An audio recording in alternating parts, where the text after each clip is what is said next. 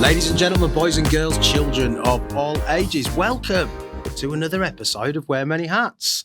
Thank you for joining us again today. Hope everybody is well and enjoying the autumn. Hopefully your trains are on time and the leaves have not stopped you getting to wherever you need to be. Anyway, I'm your host, Mark Robinson, as ever. Thank you very much for listening to the show. But once again, as ever, please like, follow and share our content so that we can get it out to a wider audience and aid in reducing the skills gap in the industry and also inspire the next generation of facilities managers. Anyway, really exciting show for you today. We've got a well-travelled gentleman sitting across from me. He's bounced all over the world doing facilities management. I'd like to introduce you all to Nigel Lucker, who's currently the Director of Estates and Facilities at the University of Suffolk. Hey, Nigel, how you doing? I'm very well, Mark, and thank you for this afternoon and having me. No problem at all. It's an absolute pleasure. How's your day been? Yeah, not so bad. Hey, listen, autumn's coming. I can feel it in my bones. I feel it in my bones as well. It is getting colder, isn't it? My knees are starting to clip. Well, yeah. As they say. I could find my knees. Yeah. They're definitely there somewhere, Nigel. Absolutely. That's what I keep telling myself, to be fair. So have you come far today? I live and work in Suffolk, so I've travelled down from Suffolk this afternoon. Oh, fantastic. To be here. And, how was your train journey? Yeah, not so bad. When it runs, it's great. It's great. Yeah, it just doesn't run very often, does it? Exactly. That's the only thing. Yeah. Mate, hopefully Labour will sort it out, mate. Well, they've got some interesting plans. Let's see. Let's see. I've got a lot to sort out, though. Oh, well, yeah. Well, he's not had the best start, has he? Not really. Yeah, we'll wait and see. It's early days. Well, I don't know. Well, I'm sure he'll get a free gift somewhere if he has to leave anyway, won't he? You know, he'll probably get some Arsenal tickets or something. Exactly, like Arsenal tickets. Yeah. Not to be overly political. I think that's just a little bit of satire, isn't it? Indeed. Yeah. Indeed. Anyway, Nigel, thank you for joining us.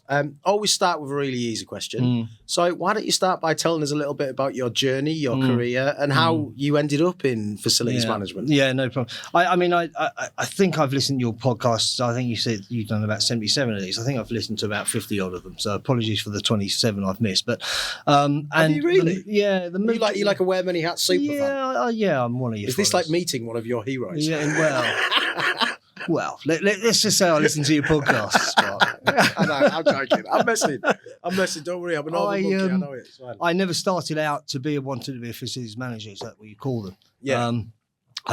Most of your guests say that, and they fall into it by some sort of default. I started out in retail. Was my journey. Yeah, I wanted to be a retail guru. And I went on a management course to see how I could do that through college. Yeah. And I was spotted during a presentation we were doing by a well-known company, quite a large retailer at the time. Yeah. And they said, do you want to come and join our management scheme? I said, yes. And then I found out that they were Mothercare. Really? The old Mothercare. Yeah. So my journey really, and we'll talk about it a little later on, is from nappies to pants. And I'll explain the pants bit later on. I like that. But the nappies to pants. So I've grown up has been, that's my career. Yeah. So I went into Mothercare, and it's funny how that's back in, I don't know, the 80s or something. And when I was at Mothercare, I was their first male manager in a Mothercare store. All the other managers, of course, were female, being Mothercare. That must have been quite challenging, actually. Yeah, but we fast forward to 2025, and the perception, of course, and the language has changed. So if you say, can I speak to the PA, people expect it to be a lady. Yeah. It doesn't necessarily be. So when they came into Mothercare, can I speak to the manager? They expected it to be a lady. Yeah. And I run, so can I help you? Yes, we're waiting for the manager. Oh, I am the manager. Then they look you up and down and go, you can't be, you're a man. So it's funny how that's perceived when you talk about diversity. We haven't really looked at that angle, have we, when you think about it? Because back, for a large part of, especially the 20th century, the 19th century, there were archetypal roles for men and women in society, But not when you thought you get to the 80s, you thought you were more mature and more diverse then. Yeah. But actually, you look back now, we wasn't really. No. And I think it's important just to hold on to that thought for later on in the podcast, because it's about putting the people in the right jobs, isn't it? It doesn't matter what their gender is. It doesn't matter what their creed is. It's skills and capabilities. Yeah, absolutely. Yeah. So there I was as a young man in a Mothercare store, and we did a piece of work where we wanted to open some concessions, some at the airport and some in Debenhams, John Lewis, which again no longer exist. Yeah. So John Lewis does, but Debenhams don't. No. So we did that, and because of my I don't know, presence as a male manager, they said, would I mind leading the team that opens up these concessions around the country? And of course, not at all. Yeah. We're using agents called DTZ at the time, management agent company. Yeah, no, DTZ. Yeah. Very well established. And there's a gentleman there by the name of David Cure, right, who I was working alongside. He was the DTZ representative. And over a period of 18 months, he called me one side. We had a bit of lunch and he said, look, I'm thinking of starting this FM division up within DTZ. Would you like to join us? I said, right, okay, first question is, what is FM? I haven't got a clue what you're talking about. Yeah. And he said, well, it's what you've been doing. It's about the fit out, it's about the carpets, the cleaning, the security, the maintenance. Yeah. And a little bit more detail around that. So that's how I got into FM. Through David Cure, through Mothercare, basically. Okay. What an interesting route. Yeah, and I haven't looked back. I mean, the rest of my career is all in FM and estate management. Yeah. I moved from there into, I worked for DTZ for quite a long time, maybe 8 or 9 years. Yeah. Then I moved across to other property management company. Yeah. And then I worked for ISG. All right, okay. Who, of course, now I've just seen they've gone to the wall. Right.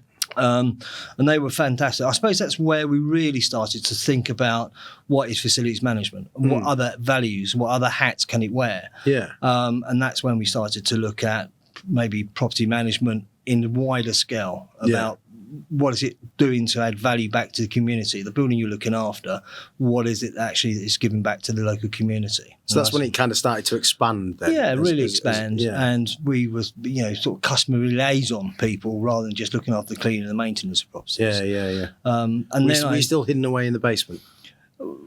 Actually, I think we were on the ground floor the back. That's quite lucky. Near the bin stores. Did you have a window? Yeah, near the bin stores, I think we were. Wow. It was fine. And then from there, I was very fortunate. I was able to do a bit of cross-selling. So ISG was many functions, and we were able to cross-sell into our own division. Yeah. And that started to make us more valuable as a division within ISG. Walked away with a golf car because employee of the year, so they gave me a car. Really? Yeah, I was really pleased. I mean, and I thought this FM lark's not too bad, really, is it? Yeah, walk away with that. Yeah. And then I went to MB Real Estate at the time. And that's when it really got sensible. And we started to do things like workforce planning. Yeah. And we started to look at how we could be more efficient as a team. We looked to see what our FMs were doing and how they were doing it. Yeah. And when I looked at that, we started to do clusters, and workforce planning then came into place because we had 3 FMs looking after 3 buildings in the same street. Yeah. Because they worked for individual clients. So because a client looked after that building, I must go and look after that building, rather than saying, okay, there's 3 buildings next door, so you look after a cluster in that region. Yeah, so you move towards a geographic spread. Yeah, absolutely. Which makes sense. Makes sense. Relationships. And then we started to look at our contract base. We had 3 different cleaning companies doing those buildings. We looked at M&E. We were able then to say, this makes no sense whatsoever.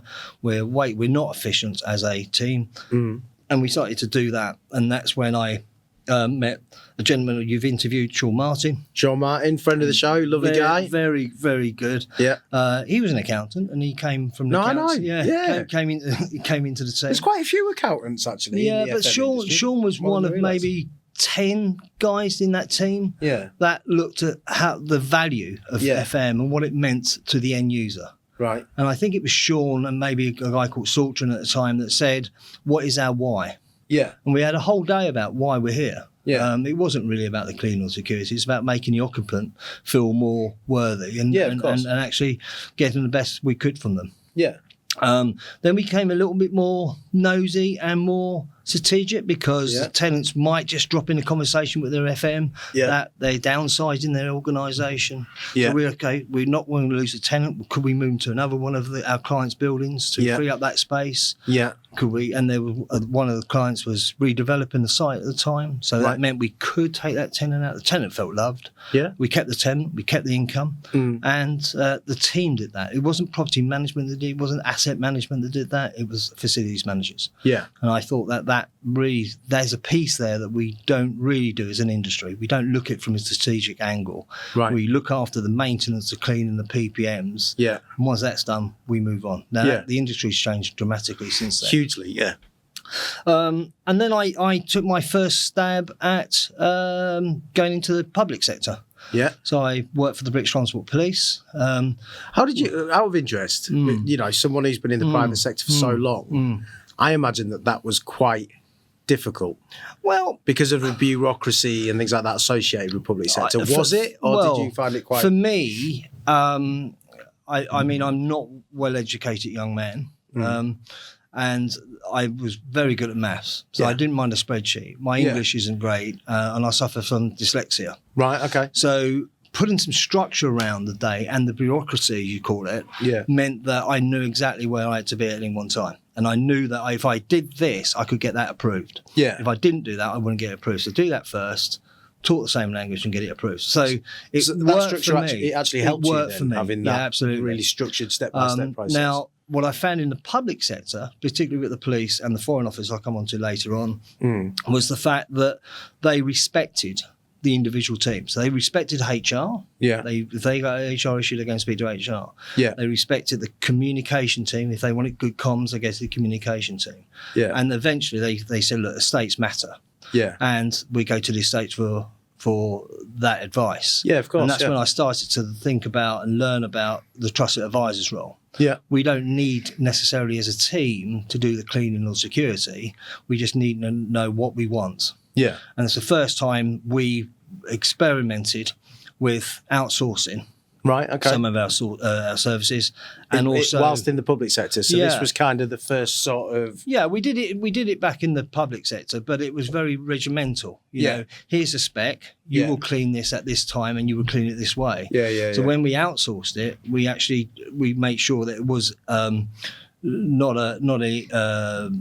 what's the word? Not in scope. It was out of scope. So we just took it and said, look, you tell us. You're the experts. Yeah. You tell me how you're going to clean it, and I'll leave you alone. Yeah. We seem to have been policing the police sometimes. Right. Okay. Excuse the pun about the police force. Yeah. But why would we do that? You know, we're the intelligent client. We know we want a clean building. You're the cleaning company or maintenance company. Maintain it and clean it. Yeah, get on with it. Let us know. Absolutely, because it's their reputations at risk, not ours. Yeah, that's true. So why would you not be the best you possibly can?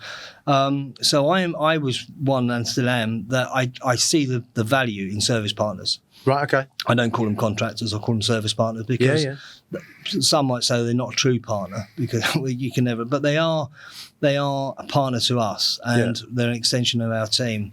Some people say, how big's your team? I could say there's 20, or I could say it's 75. Yeah.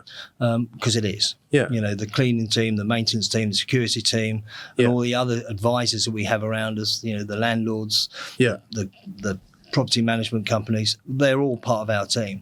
And we just act in the best interest of our client. Yeah, I mean, I would say if you want to be truly collaborative, you know, you have to have that attitude, don't you? You know, you've got to have that attitude whereby we're all moving towards this one team ethos. We're all driving to achieve the same thing. And the best way that you can do that is to have a level of transparency and a level of trust. Yeah, and that trust, actually, when you talk about your own team, which we'll come on in a second, because that's the most enjoyable part of my job, is people. Yeah. But when you put trust in people, I think you get the best from them. That you talk about empowerment, or people say empower your team. The only way you can empower your team is trust that they're going to do what you're paying them to do.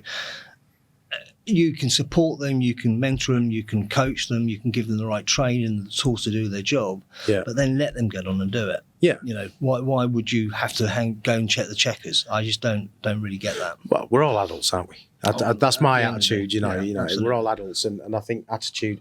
I think you can teach certain things. Yes. Attitude is not necessarily something you can teach. So you've got to groom it and bring it on and things like that. And you know, and that came. It's so right, and it came so true when I moved to Asia and worked for the Foreign Office, because in Asia. I'm looking forward to this. This is going to be interesting.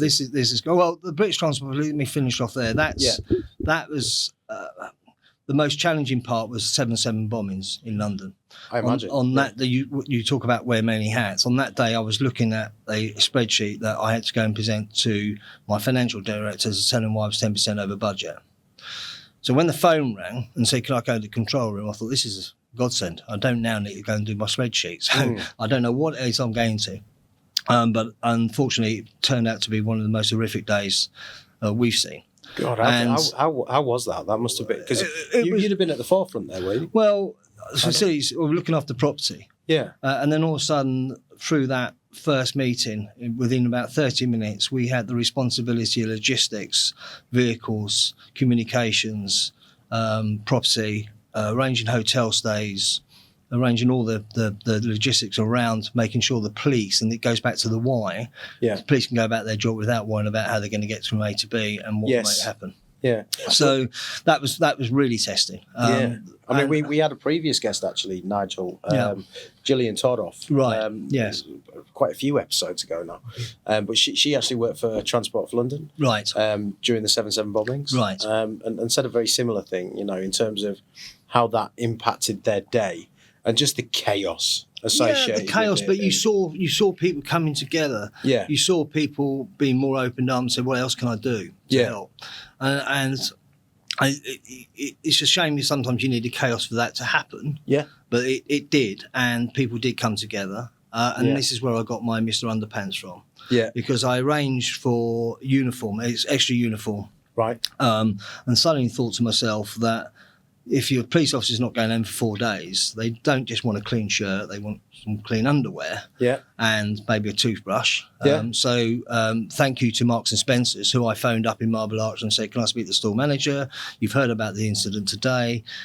Any chance we could come and buy some underwear from you and some toothbrush?" Yeah. They let us come in just as they were shutting, and they said, "Here's some baskets, here's some staff to help you. Away you go. Take what you want and don't worry about the bill." Oh, fantastic. So we were able to get loads of underwear. I had to go back an hour later because, we got female stuff. I better go and get them some underwear. I've got loads of underpants, but I let it go back. So we went back. There's a bit of a faux pas, isn't it? I put it down under pressure. Of course. And there was a lot going on. A lot going on. But we got it, and on the Saturday, the bombings was on the Thursday. On the Saturday, we had a royal visit from Prince Edward, who came in to see the first responders. Yeah, and I was introduced as a logistics man called Nigel, but he's better known. This is the commander to Prince Edward. He's better known as Mr. Underpants. Right. So thanks for that. And that's brilliant. It was good. But there's the nappies to underpants piece, and it was great. Yeah, it was good. Yeah. And I had counselling after. Yeah. Everyone had to have a couple of days or couple of sessions of counselling just to see how you were. I'm not surprised. Yeah, and I welcomed it. The question that threw me a little bit is, how do you feel? How do you think you responded? And I actually said I thought it was okay. I thought it was quite enjoyable. Now, so I didn't realise what I was saying meant that I wasn't saying that the tragedy was enjoyable. Yeah. But knowing that what we do as an industry, facilities, is trusted to be able to look after the logistics to allow officers to go about their business. Yeah. That was some pride, and I found that piece rewarding. You should be very proud. I mean, let me shake your hand. Yeah, thank you very much. Yeah, that was a big day for the company. Yeah, it was a big day. And then I went on to the Foreign Office. Yeah. So there's me thinking facilities management would never take me abroad, and it did. Yeah.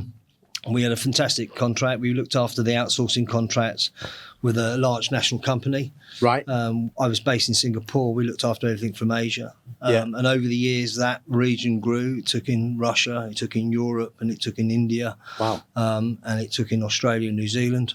Wow. So a lot of travelling. A lot of travel. Well, yes, but I had some really good people. And I go back to what I said about trust. This was back in 2010 or something, 10 years before the pandemic. Yes. And I had a team that was based in different countries around the world that I only ever saw in teams. Yeah. I met them maybe twice a year. Yeah, that must have been quite tough, that outsource, that piece about working from home and not seeing your team, we were doing it for quite a while. Yeah. And you had to trust your people. Yeah. And to me, it was about measuring outputs, not worrying if they were sat on the beach in Bali, managing the contract. Yeah. I didn't really care. Yeah. So long Not as, a bad place to be managing a contractor, no, is it? I probably got more jealous about them being in Bali. And I'm not with them. Then why are you in Bali not sitting in your office? Exactly. It was about the outputs, and that trust really paid off. I had some fantastic people, just to name a few people. Sean Martin was on the contractor side at that time, but he was very good. Yeah. In my own team, there was Ewan McDonald, who to this day I learned so much from him. He was in my team. I was his line manager, but I learned so much from him. I think I've learned more from him than he did from me. He was a go-getter. He was able to come up and say, look, this is a problem, but I'm going to find the solution, go away and find it and say, right, this is what we should be doing. Right. So he was It's not very often you would have people say that, Nigel, so I think that's quite commendable. It is commendable, and he's still there, and I don't often use the word, but he was one of the first trailblazers I ever met. I thought he was very forward-thinking. Yeah. He took global compliance and said, okay, you're asking us to build things to UK standards, but how on earth are we going to maintain it afterwards? In a country that doesn't have earth, for instance. You've got a 3-pin plug, and what are you going to do with it afterwards? So he was quite, challenging. But he's challenging because he knew it was the right thing to do, and he wanted to find the right solution for the business. Right. Okay. So it wasn't. He didn't have no agenda. Yeah. So he was fabulous. Yi Pen, who was a local Singaporean girl, she kept me honest. Yeah. She would say, your report's late, or your report's due tomorrow. Where's your report? Let me see it. I want to do it. Get that off to him. She smiled all the time. You need someone like that in your team, all though, the time. Yeah. She was fabulous, and I'm still in her debt as well. Yeah. Kenny Harper, who was a regional manager when I first started, and then he and I discussed it, and he moved across to our projects, managing projects, trusting contractors to do project work. He showed me what trust was really about. Some fantastic people at the Foreign Office. It doesn't sound like you had a great team. I had a great team. So were you actually living in Singapore at the time? Singapore, yeah. Did you take the family over there with you? Or? Yeah, my wife, she came over. We did a lot of travel, and looking back on it, we did make the best of it. Yeah. We worked hard, but it allowed me to travel, see parts of the world. Yeah. What I learned from that experience is that maybe some would say that maturity from an FM perspective, maybe the Asian culture wasn't there yet. Right, okay. But I would say that the design, you mentioned it before, the design, behaviours, and the way their values was to want to do the best, you couldn't fault it. Really? Couldn't fault it. They may make mistakes, but they will try and try and try all the time to get it right. The service element was about, we're here, we're going to serve, we're going to do this, we're going to make sure it's right. Yeah. Maybe they slip up, maybe they didn't do the way you want it to. Yeah. But you could tell them that, you could train them that. Yeah. But you didn't have to tell them that you're here to work. Yeah, absolutely not. What about things like language barriers when you're working in other countries? How did you overcome challenges like that? I didn't really fight. I think they spoke better English than I did. Oh, really? So I don't say most of the countries. Yeah. I didn't find that a challenge at all. What I found sometimes as a challenge is that you spend hours telling them that you want it done in this spreadsheet and this is why, and they go yes, and you come back and they present something completely different to you because they think that looks better. It's more colourful. Yeah, it looks fantastic, but it's not what I asked you to do. But that was an education for me. Right, okay. Before then, I was probably a young man banging tables saying, you will do this, why have you done this? So that probably made you a stronger manager then, really, having to... It made me a better person. Right, okay. Without a shadow of a doubt. Because it allowed me to listen to them. Yeah. And what are their challenges? What is in this spreadsheet, for instance, as an example, that you couldn't do? What is it you didn't understand? Yeah. And it taught me that don't assume that they understood what you're asking. So it taught me to ask more questions, double check with them. Are they okay? Yeah. Are we absolutely clear on this? Break it down even more. Did it give you more patience? Yeah, I would say so. Would you say so? I would say so. Yeah. Yeah. And was that something that that you felt just came naturally and it became like an extension of the skills that you already had, or was it something that you found quite frustrating? No, I didn't find it frustrating. I probably didn't realise I had the skills. Yeah. And they teased them out of me. Right, okay. I think it was, thank you. Yeah. It was a case of me saying, okay, I need to just look at this and understand why. Yeah. So now some of my team may have got a little frustrated. Why are they kicking a bag full of asbestos around the yard?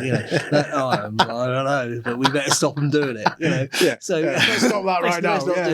Yeah. They think it's a football. It's not. It's a bag of asbestos that we're checking out. So you do that, and then you bring the whole team in. You do a health and safety talk, and but as I say, the values and behaviours of individuals, I still think we could learn a lot from them. I don't disagree.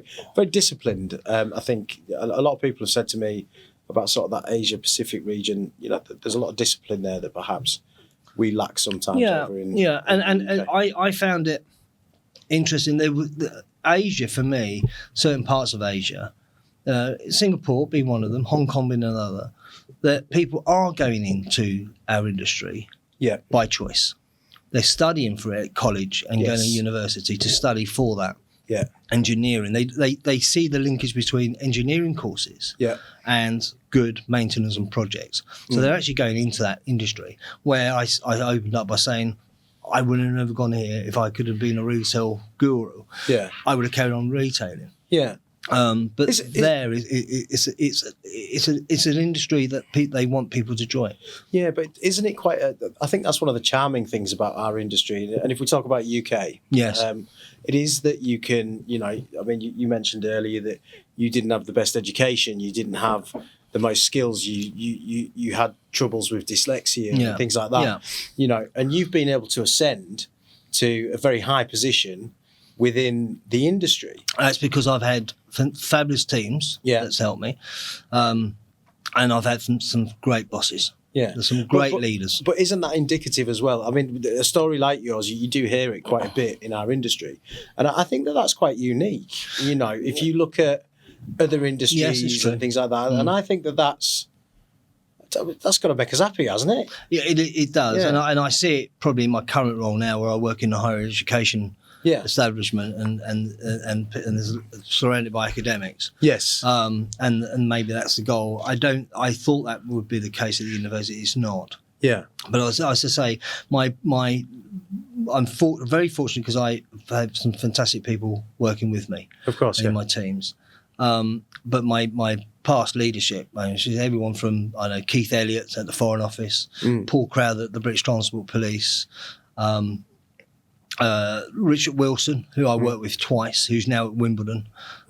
He was the one that said to me about confidence and about being able to identify and surround yourself with better people than you are. And he said that's what I've done. And that's the key to a great leader, isn't it? That is the key to a great leader. Absolutely. And I feel that I've tried to do that through my career. Currently at my place at the university, I've done that. I've got 3 direct reports there. I've been led by Justine Oakes, who, for me, we talk about workforce planning and we talk about succession planning. That's a journey. That's what it's not. Her role is second to what we're trying to achieve now. Trying to make her ready for that next step. And she just goes on and does the job. And that's what I think this leadership piece is all about. It's not about managing the people that you get them to do the job. They should be doing that anyway. It's about developing them. And then we've got Michelle, who's head of operations. I think you've reached out to actually, maybe for a podcast in the future. And also Kate Ho, who is my head of health and safety. Now, they're experts in their own field. They know more about their own areas than I would ever do. Of course. And that surrounding yourself with better people makes you achieve your overall objectives as a director. Creating that team, isn't it? And everything feeds into the chain, I suppose. Absolutely. At the end of the day, and the chain goes up the thing, and it creates strength. I think I just made that up. But it sounds good. I'll put it on a t-shirt. Chains create strength. Which is really good. Okay, so going back to like the earliest part of your career at Mothercare, this might be a really silly question, but I'm just interested in it anyway, and I have to ask it. Just given the nature of the world we live in and things like that. Being the first male manager to go into an all-female hierarchical structure and so on and so forth, did you have any challenges? Because I imagine if it was the other way around and a female going into it, you hear lots of stories about that. Really. How was your experience in that scenario?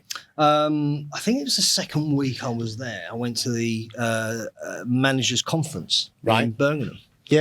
A lovely hotel. Walked in, and I sat down in the audience, and they're saying, why is one of the speakers sitting down amongst us?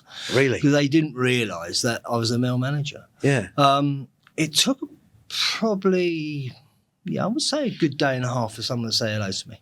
No way. Yeah. I at the time, you just, okay, I'm out of place here, and I'm not. But looking back on that now, in today's world, that would never happen. No. Right?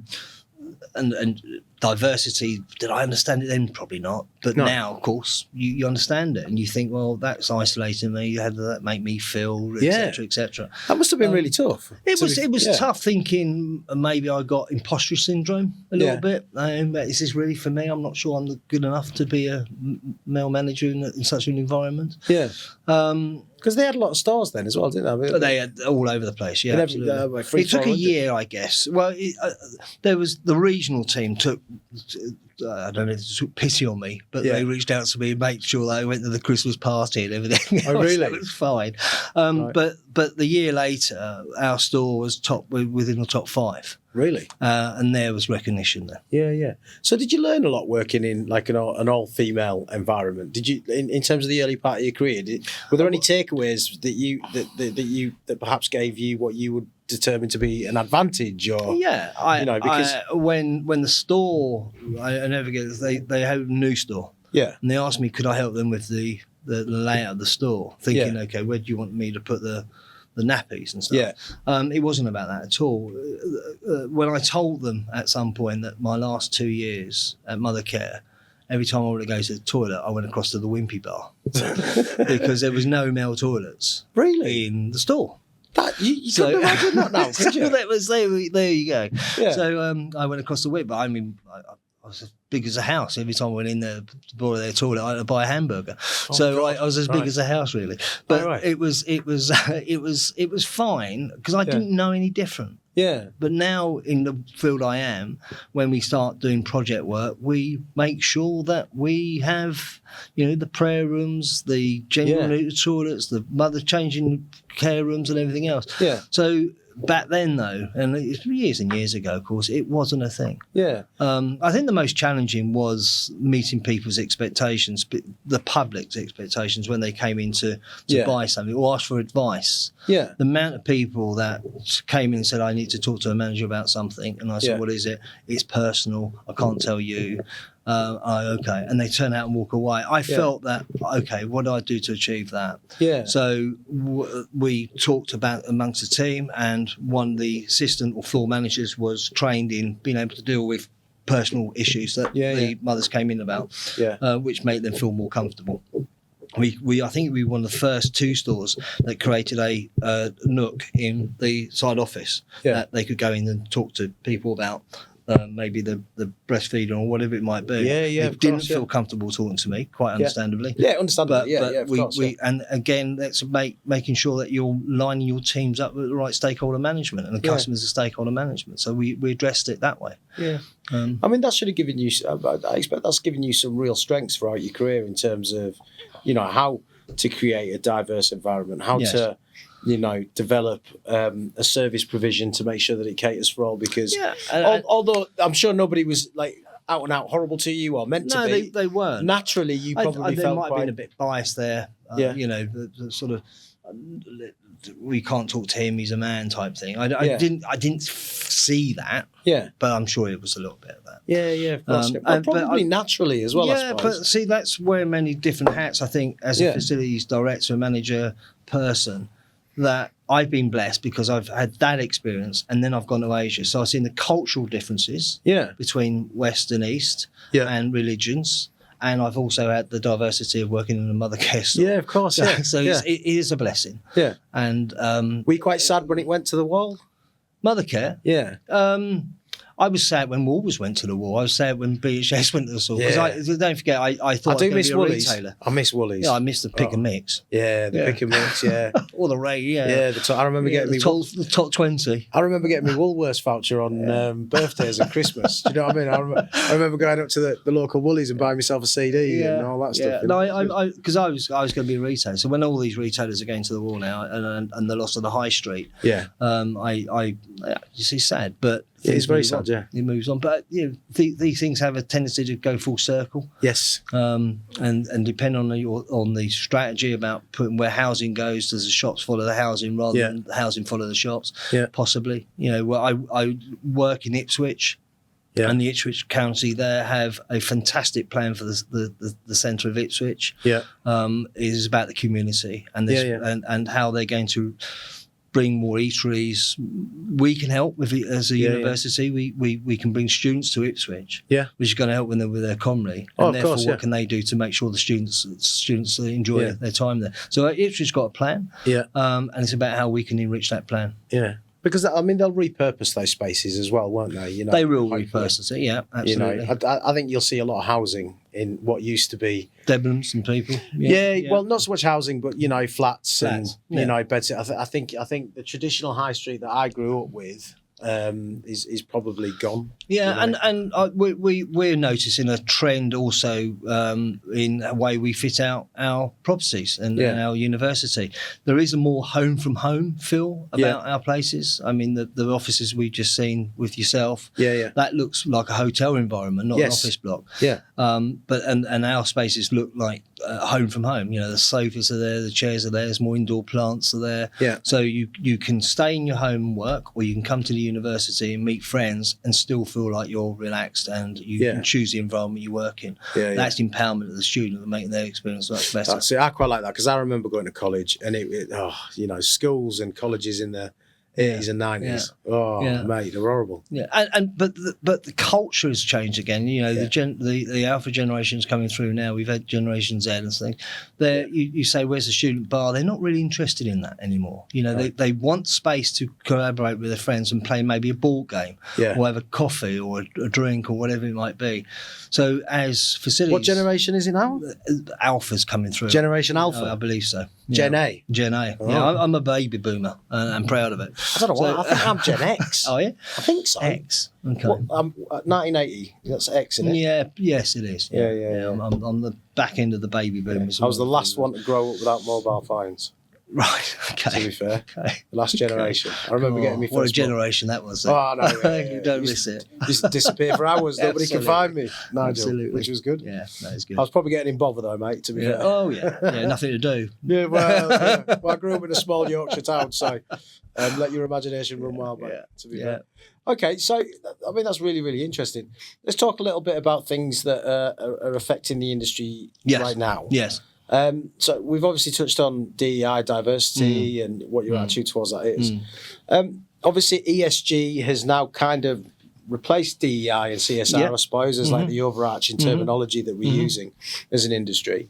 How do you see that progressing over the next 5 years, for example, based on your experience of the industry over the years? I think as a growing crown of any town or city, a university, take that as an example, I think we have a social responsibility. Agreed. To understand where we are living as a university. We are in Ipswich, we're in Suffolk. What is it that we do that can have value to the local community? Yeah. So it is about, I believe, looking to what do we provide and how can we open it up. So art exhibitions, we've got art students. Right. They do some fantastic work. Why don't we put that on a show? Why don't we make that accessible to the public to come and have a coffee, look at our artwork?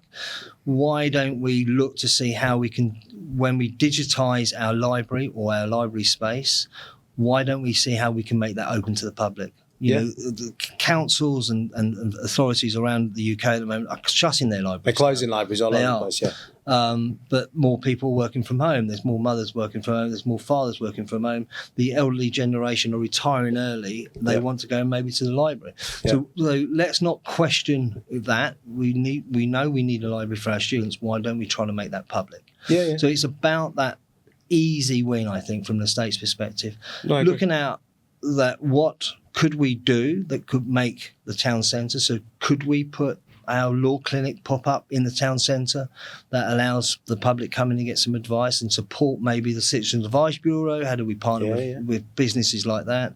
The Chamber of Commerce around the country, there's a linkage there, isn't there, between what we do in business school and the transformation piece about digital and the innovation of our students.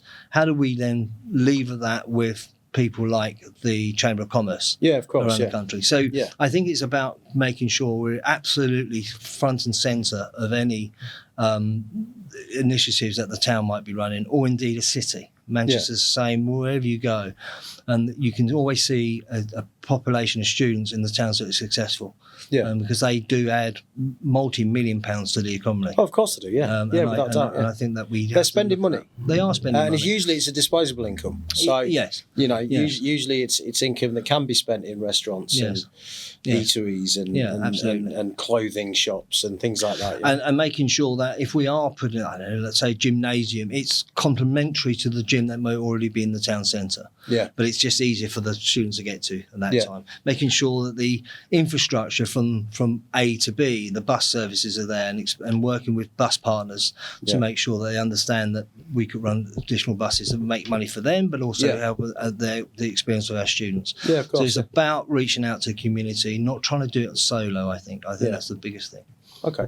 How many students do you have at the University of Suffolk? We have on campus, we've got around 5,000 students, but with partners it's over 20-odd thousand. Oh, so it's a lot. Yeah, absolutely. Very, very much a lot. Yeah. That must be quite challenging then in terms of catering for that kind of. Well, again, we don't provide catering in house at all. We do partner with the cafes. So, I didn't mean catering as in food. I just meant catering for the whole. Well, yes, but I think that's always a challenge. But I think that's again being able to look ahead. I think what we do and have done in the Foreign Office and the police and now the university is not look at now, but look 5 years down the line. Where's the university going to be in 5 years? Let's build with a 10% growth and now, or let's make sure our spaces are flexible. And I go back to the bit about home from home, so it doesn't need to be all desks. It can be different spaces that any student, studying wherever they like, can go and use. And it's just about trying to identify where the next opportunity comes for teaching. And what about things like energy? Because obviously you probably look after quite large facilities. You're having to think about different ways to deal with that, because it's a challenge at the minute. I mean, digital is changing the world. It's going to be the next big thing. Well, it is the big thing now. And the digital transformation on estates hasn't really been tapped into yet, but it's coming. And so when I work with digital colleagues and ourselves at estates, it's actually about the estate. It's about the infrastructure we both supply. So energy is, we've just invested some money into our new BMS system.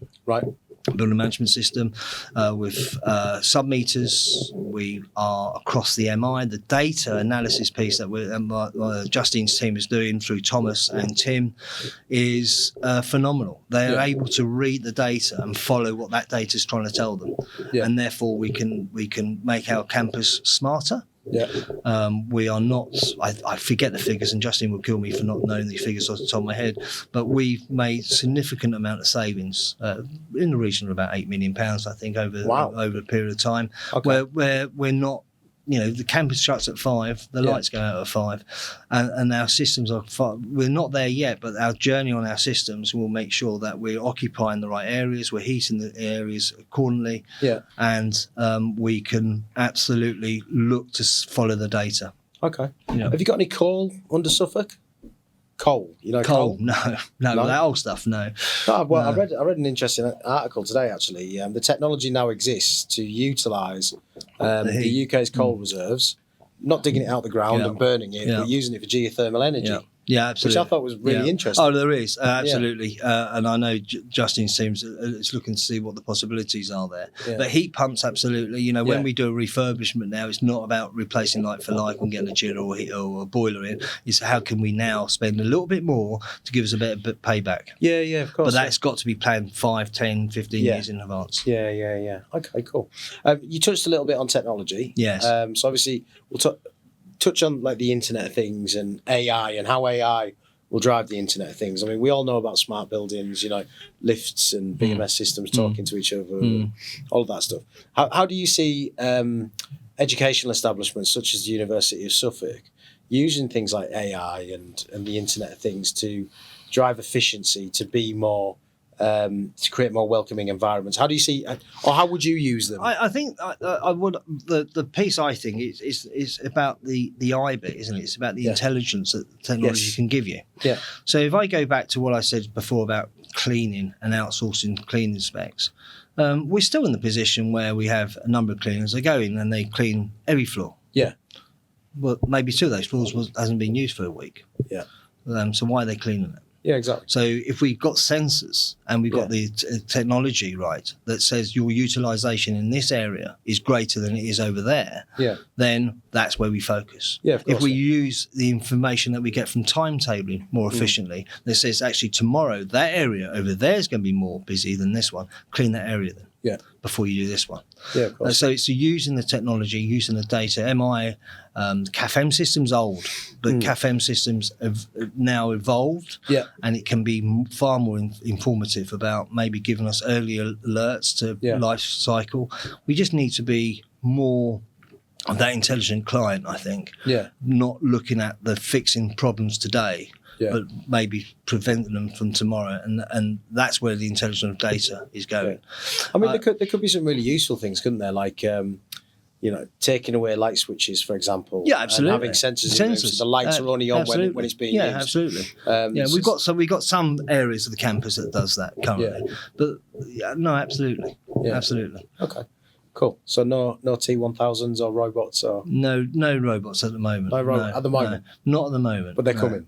Well, we've got a Digitech centre at Suffolk, and the students down there are doing some fantastic. Oh, you're going to tell me some gossip now, aren't you? Go on. They're doing some fantastic stuff. I mean, what we're trying to do at Suffolk is that if we come up with, we need some sensors to put in our light switches to do our lights to work out what utilisation looks like. We're asking our students to do that. So they can actually do it for you. Fair enough. That's not bad, is it? It's great, isn't it? It's fantastic. Well, could you monetize that? I suppose. Do you know what I mean? Could you develop a system and then take it to market? They will. Yeah. Then they run off and get their pop-up business started and their quick start business. Contracts, mate. Contracts. Just get them aside a contract before they start utilising the facility services. I think a lot of people are nervous about AI. I think they think it's going to take away their jobs from. It's not about that at all. It's about finding efficiencies. Yeah. And cutting the waste down. And using the intelligence and digital to make your life easier, more sensible, and then you can concentrate on the real things that matter. Yeah, of course. That's where we see that happening. Okay. Yeah. Good stuff. All right, tell us a little bit about yourself. We're coming to the end, so tell us what do you like doing outside of work? I'm a big dog lover. I've got 2 labs. So have I. I've got one lab. Yeah, Huxley and Knox. Hudson and Knox. Huxley. Huxley. Yeah, Huxley and Knox. What type of lab? Black labs. Oh, Two really? Black labs, yeah. And they're brothers. So they're just different litter. So are they? Yeah, same mother and father, just different litter. How old? 4 and 2. So the 2-year-old's still a lunatic then? 2-year-old's a lunatic, and so is the 4-year-old. I think he feeds off the 2-year-old a bit. Yeah, I've just got myself. I haven't just got myself. I went and got a silver lab. I never had a silver lab before. I've only ever had brown or black. Yeah, I've had I lost my black lab, which is the best dog I've ever had about 6 months ago. I couldn't live without a dog. So I went and got myself a silver one. She's an absolute lunatic. Absolute lunatic. She's absolutely, but she's lovely. It's such a good nature and things like that. Yeah. But I think she's turning brown now. If you had a rubbish day, I was going to say something else. If you had a rubbish day at the office and you come home and they bring their blankets to you as you walk through and their teddy bear, life's all good. And they don't wag their tail. They wag their entire backside. I think Knox fell over the other day when he saw me come in, and then they spend 5 minutes going in around your legs. They do. Yeah, get too excited. Yeah, no, they're great. I'm a football. I say I'm a football fan. I'll let you be the judge of this. I'm a West Ham United fan. Well, so I my best mate will like you. Yeah, exactly. So I'm a season ticket holder. I've been a season ticket holder at West Ham now for 52 years. Do you travel down from Suffolk then? Yeah. Really? Yeah, well, it's easier actually getting to the new stadium because it's just one train. Yeah, It's just straight through to Stratford. Yeah. So that's easy. Yeah. What Had else? a couple of good seasons though, actually. To be fair, Yeah, we've not, been. not. I mean, you're used to getting relegated, aren't you? Yeah, So- but we've won we've won a European won a Cup. European trophy, Just yeah, put yeah. that out there. Yeah, no, you did. And Bone's been on fire. I won't finish that sentence off. Yeah, but yeah. It's been great. And I like my football. That's also where I see a couple of my mates at football. Yeah, of course. Yeah. And I've got a close knit friends group. Yeah. We've known each other for, I don't know, 30, 40 years, I suppose. Yeah, as a yeah, group yeah, of of friends. So I spend time with them. Okay. And I like me travel and like me holidays and I getting don't older blame you. now, so I do like going away a bit. So Have you been on the Norfolk Broads? yeah, I have. Yes, I've indeed. still not done Yeah. that. I keep meaning to. Oh, Is it worth You it? need to take your dogs. Is it good? Yeah, Is it? yeah. The dogs will love it. Do you go fishing? I don't fish. No. Is it No. good fishing up there? Though? Do you Brilliant know? fishing. Really? Yeah, really good fishing. Different types of fish, different types of river, Oh, different I'm gonna types have of to. flows. I'm gonna have to get myself. Up You there. are. Yeah. Rent a boat or something for a weekend. Yeah. No, that's all. That's all it is. Leave the wife at I home would. and take the dog. Yeah. Let us know when you come up. Buy your beer. No, I will do. Yeah, mate. yeah, I will yeah, do. yeah, Good stuff. yeah. All right, Nigel. Well, that brings us to the end of the show. How Great did stuff. you find it?